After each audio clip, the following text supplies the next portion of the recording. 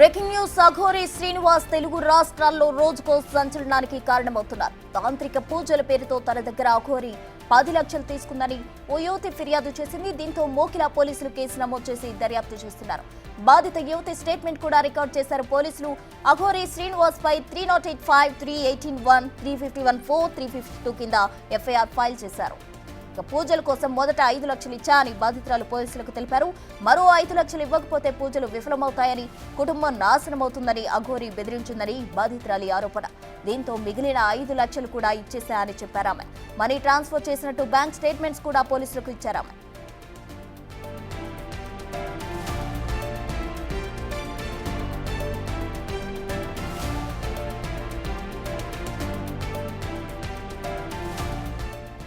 ఇదే అంశానికి సంబంధించి పూర్తి వివరాలు మా ప్రతినిధి సుజాత లైవ్ లో అందిస్తారు. సుజాత,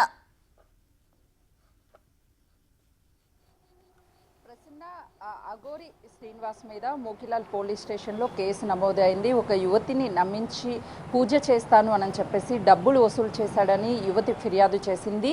ఫిబ్రవరి 25వ తారీఖున ఆ ఫిర్యాదునైతే పేర్కొంది మోకిలాల్ పోలీస్ స్టేషన్ పరిధిలో. అయితే అఘోరికి ట్రాన్స్ఫర్ చేసినటువంటి మనీ డీటెయిల్స్ అన్నిటినీ కూడా పోలీసులకి సబ్మిట్ చేసింది. తన స్టేట్మెంట్ని రికార్డ్ చేసింది. యూట్యూబ్ ఛానల్ ద్వారా తనకి పరిచయం అన్నట్లు అఘోరి పరిచయం అన్నట్లు ఆ యువతి కంప్లైంట్లో పేర్కొంది.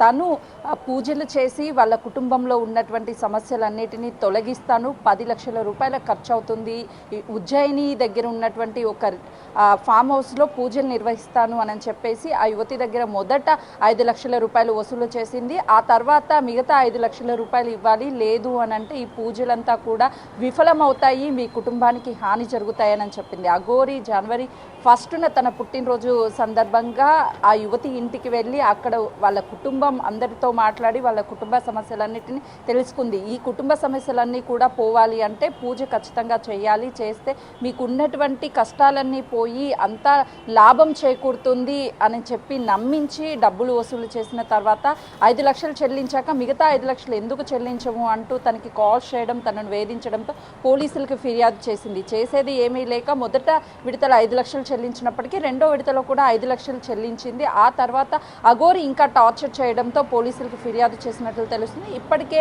అఘోరి మీద పలు స్టేషన్లో కేసులు నమోదయ్యాయి. అటు వర్షినికి సంబంధించి నిన్న రాధా అన్నటువంటి మహిళ కూడా తనని పెళ్లి చేసుకొని నన్ను మోసం చేశాడు అని చెప్పేసి తను ఇచ్చినటువంటి ఫిర్యాదు. ఇప్పుడు ఈ డబ్బులు తీసుకొని పూజలు చేస్తాను, నేను చాలా పవర్ఫుల్ అని చెప్పేసి నమ్మించే ఇదంతా చేసినట్లుగా కూడా ఆ మహిళ ఫిర్యాదులో పేర్కొంది. పలు సెక్షన్ల కింద కేసును నమోదు చేశారు పోలీసులు. తనని ఆర్థికంగా ఇబ్బందులు పాలు చేయడంతో పాటు తన పరువును తీయడము, అదేవిధంగా మోసం చేయడము, వీటన్నిటికీ సంబంధించి కేసులు నమోదు అయ్యాయి. ఇప్పటికే ఈ కేసుకి సంబంధించి పోలీసులు కూడా ఇన్వెస్టిగేషన్ ముమ్మరం చేశారు. అఘోరికి మొదట్లో హైదరాబాద్కి వచ్చినప్పుడు తనని పోలీసులు అరెస్ట్ చేసినటువంటి టైంలో కూడా నేను ఎవరికి ఇలాంటి ఇబ్బంది కలగచేయను, నేను ఇక్కడ నుంచి వెళ్ళిపోతాను అని చెప్పేసి అఘోరి వెళ్ళిపోయింది. ఆ తర్వాత మళ్ళీ తిరిగి వర్షిని ద్వారా తెర మీదకి వచ్చిన తర్వాత హైదరాబాద్లోని పలు ప్రాంతాలలో తను వర్షినికి సంబంధించినటువంటి వర్షిని లేకుండా నేను ఉండలేను అని చెప్పేసి వీడియోస్ అన్నీ చేసింది. ఆ టైంలో అఘోరి వర్షిని కంటే ముందు కూడా పలు సందర్భాలలో టెంపుల్స్కి ఏవైతే టెంపుల్స్ని కూలగొట్టి లేకపోతే టెంపుల్స్లో జరిగినటువంటి దొంగతనాల మీద స్పందిస్తూ ఎవరైనా సరే టెంపుల్స్కి సంబంధించి విఘాతాలు కలిగించినా లేకపోతే టెంపుల్స్ జోలికి వచ్చినా ఊరుకునేది లేదు అని చెప్పేసి తను పలు సందర్భాలలో మాట్లాడింది. కానీ ఇప్పుడు వర్షిని పూజల పేరుట ఇలా మోసం చేయడంతో ఒక్కసారిగా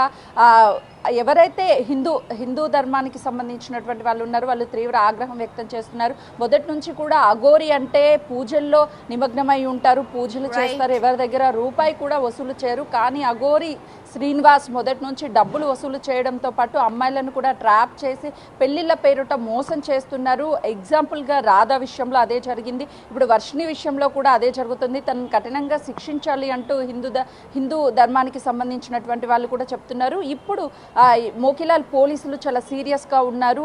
అటు శ్రీనివాస్కి నోటీసులు జారీ చేస్తారు, లేకపోతే తనని తీసుకొస్తారా, ఇప్పటి వరకు జరిగినటువంటి ఓవరాల్ ఎపిసోడ్ మొత్తాన్ని కూడా ఆ యువతి ఎవరైతే ఫిర్యాదు చేసిందో అసలు ఏం జరిగింది ఏంటి అని చెప్పేసి అన్ని వివరాలు సేకరించే పనిలో పోలీసులు ఉన్నారు.